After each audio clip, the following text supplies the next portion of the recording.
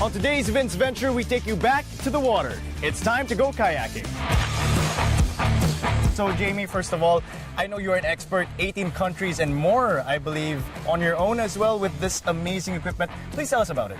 Yeah, so it's a pretty cool piece of equipment. It's what we like to call a performance sea kayak that packs up into a bag, and basically you can put it in check-in on an airplane and you can fly wherever you want with it.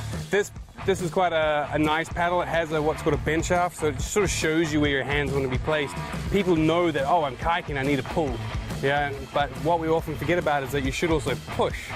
So by actually pulling and pushing, you create a long stroke. All right, let's go straight to the boat. There are some key pointers that you'd like to point out to me, I'm sure. When you get in and out of the boat, you want to sort of stay low, so you don't just step into the boat.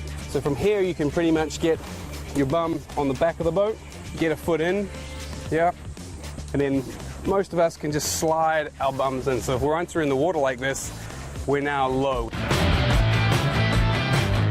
Key piece of equipment is the flotation device. So basically what it does is it seals the space that you sit in. And traditionally, kayaks were used in cold climates where the water was cold, so it just helps keep the water out. It also means that once you learn how to roll a kayak, you can actually tip upside down and then roll back up without getting out of the kayak, and it won't fill up.